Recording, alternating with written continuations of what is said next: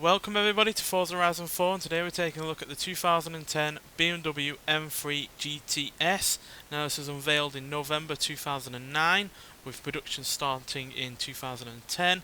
Only 135 were made and it was significantly more expensive than the standard M3, as in the UK for instance it was going for around €115,000, so well more than twice what it was in the standard version. And it's part of the 5th generation M3, which was produced between 2007 and 2013, and this has several significant improvements over the standard M3, as it was designed to be specifically a road legal track car, so it's focused purely on that, not on being anything else, which means that this has revised suspension, upgraded brakes, front and rear, and adjustable aerodynamics, as it has a front splitter and a fixed rear wing. It's also got the improved horsepower and torque, as it has a 4.4 litre V8 over the 4 litre V8 in the standard M3, which means this has 444 horsepower and 324 pounds-feet of torque. So that's 30 extra horsepower and 29 pounds-feet of torque as well extra. So yeah, fairly significant amount of power in upgrading. So yeah, and then you couple that to the fact that this car weighs 241 pounds less than the standard M3 at 3,408 pounds, which is due to lighter center console and door panels, polycarb side and rear windows, no rear seats, and the removal of sound insulation, while also having these lovely Recaro seats, which are providing all of the support and probably none of the comfort. And yeah, as you can see, no rear seats there, you just got a fire extinguisher in the back for if you crash and set on fire.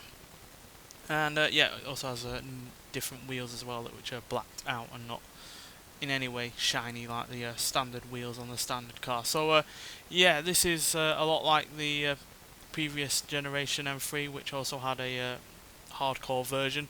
And yeah, this is a lot better in terms of performance and handling than the standard M3.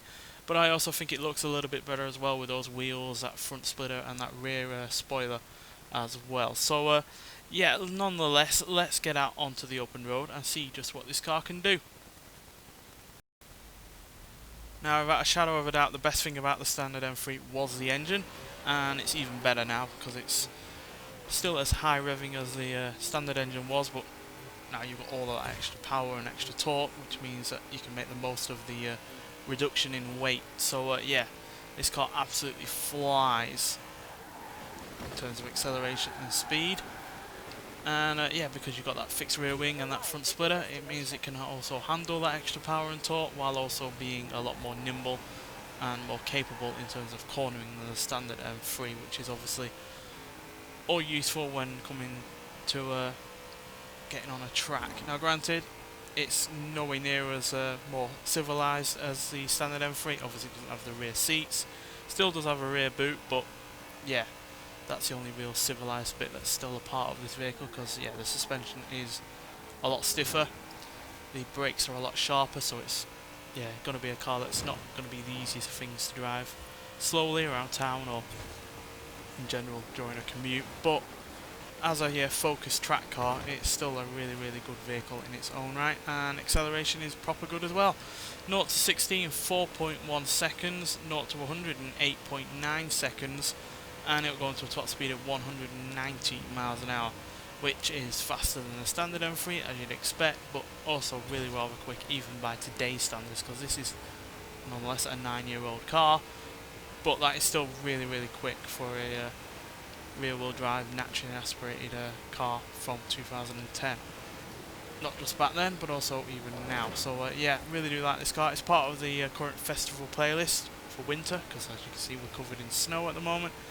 And yeah, well worth getting, because the engine still sounds glorious, but you can enjoy it all the more now that you've got extra power, extra torque, less weight and better handling and better brakes. So yeah, cracking car, easily one of my favourite modern BMWs, which to be honest there aren't that many, but yeah, it's certainly better than the M4 GTS, which is also on this game, which I don't enjoy whatsoever, because yeah, despite having more power and more torque than the standard M4, it's not really that fun to drive and doesn't have a nice sounding engine either, whereas this is fun to drive and has a glorious sounding V8, which as you can see revs to more than 8,000 RPM, which you just don't see these days because of emission standards and car companies relying more on turbocharging.